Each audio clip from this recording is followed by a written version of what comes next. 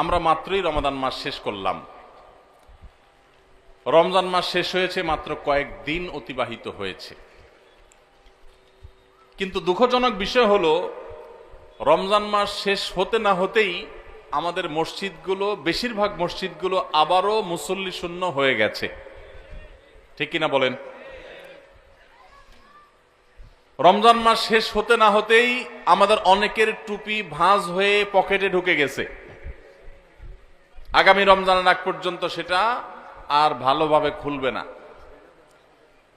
রমজান মাস শেষ হতে না হতেই আমাদের অনেকের কোরআন মাজিদগুলো আমরা বন্ধ করে ওইটাকে গিলাবদ্ধ করে বক্সে তুলে রেখে দিয়েছি। আবার হয়তো এক রমজানের আগে, আগামী রমজানের আগে আর হয়তো অনেকের খোলার তৌফিক নসিব হবে না। এই যে রমজান মাস চলে গেলে আমাদের মসজিদে যাওয়া বন্ধ হয়ে যায়, নামাজ পড়া বন্ধ হয়ে যায়, দান সাদকা কমে যায়, অন্য সব কিছু বন্ধ হয়ে যায়, এটা কোরআন এবং হাদিসের দৃষ্টিতে কতটা ভালো কাজ, বা এটা আদৌ ভালো কাজ কিনা, আমরা সে বিষয়টি আজকে একটু আলোচনা করার চেষ্টা করি। ভাইরা আমার, আমি যে আয়াত পড়েছি, আল্লাহ সুবহানাহু ওয়া তাআলা সেই আয়াতে বলেছেন, ওয়া'বুদ রাব্বাকা হাত্তা ইয়াতিয়াকাল ইয়াকিন। আমাদের প্রিয় নবী সাল্লাল্লাহু আলাইহি সাল্লামকে আল্লাহ তাআলা বলেছেন, আপনি আপনার রবের ইবাদত করুন। আপনি আপনার রবের ইবাদত করুন কতদিন পর্যন্ত? রমজান শেষ হওয়া পর্যন্ত। আল্লাহ বলেছেন হাত্তা ইয়াতিয়াকাল ইয়াকিন। আল ইয়াকিন আয়াল মউত। মৃত্যু আসার আগ পর্যন্ত আপনার রবের ইবাদত করতে থাকেন, করতে থাকেন, করতে থাকেন। এখানে কোনো প্রকার বিরতি চলবে না। ইবাদতে কোনো বিরতি আছে? যে নামাজ পড়ছেন, ঠিক আছে, এক সপ্তাহের জন্য ছুটি, নামাজ না পড়লেও চলবে, ঘুমান, সুযোগ আছে কোনো? আল্লাহ রাব্বুল আলামিন তার হাবিবকে, তার প্রিয় রাসূল সাল্লাল্লাহু আলাইহি সাল্লামকে বলছেন, আপনি আপনার রবের ইবাদত করতে থাকুন কতদিন পর্যন্ত? মৃত্যু আসার আগ পর্যন্ত। তাহলে ইবাদত, নামাজ কি শুধু রমজান পর্যন্ত না মরণ পর্যন্ত? তাহলে আমরা যারা রমজান মাস পর্যন্ত নামাজ পড়ছি, রমজানের পরে আর মসজিদে যাই না, তাহলে কি তারা এই আয়াতের উপর আমল করলাম না আয়াতের খেলাফ করলাম? ভাইরা আমার, আরবের একজন বড় আলিম, একজন বড় স্কলার, তিনি অত্যন্ত মূল্যবান একটি কথা বলেছেন। সেটা কি? সেই কথা হলো, ভাই কোত্থেকে আসছেন আপনি এখন বলেন? মোবাইল দিচ্ছেন, আবার এটা দিচ্ছেন, এগুলো তো খুবই ডিস্টার্বিং কথা। এতক্ষণ কোথায় ছিলেন আপনি? সাংবাদিক মানুষ দেখেই তো ওনারটা রাখলাম, নাহলে তো রাখতামই না। ঠিক আছে, সাংবাদিক তো আরো আগে আসা দরকার ভাই। এতক্ষণ সংবাদ কে দিবে? আপনি তো পরে আসছেন। আচ্ছা, ঠিক আছে, thank you so much, thank you, জাযাকাল্লাহ খাইর।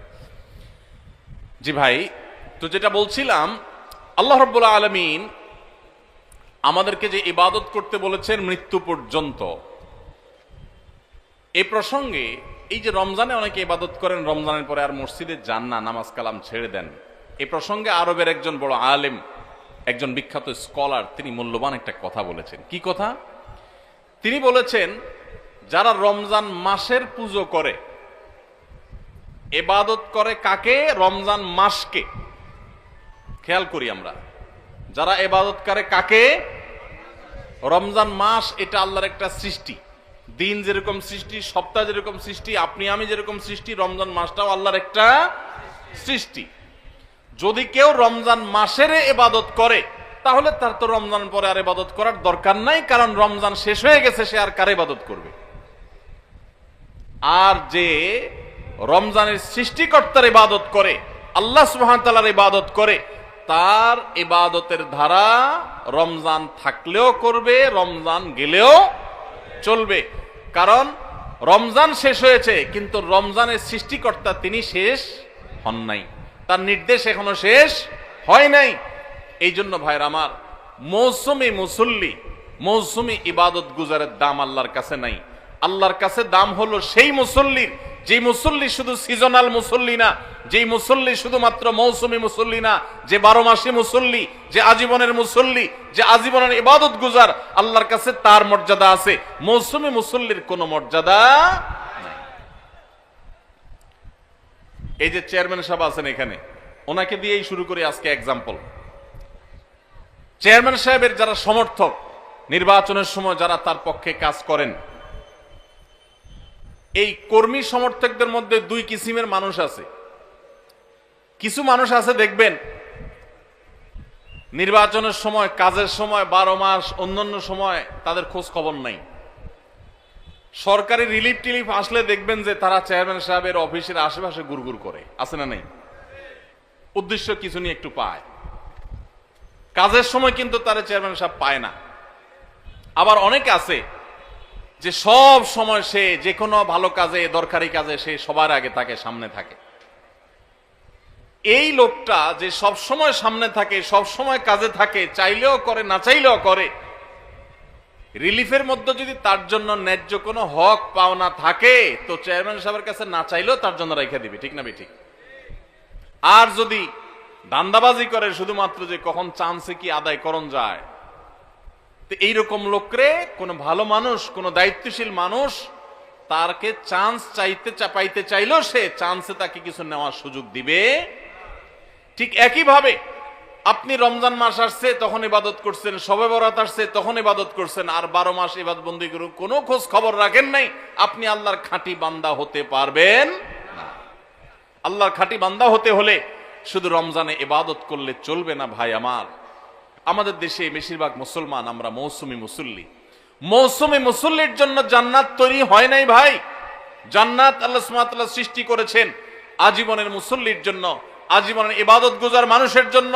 মসজিদে আপনি মুসলমান, বাজারে আপনি বেঈমান। মসজিদে আপনি মুসলমান, দোকানে আপনি বেঈমান।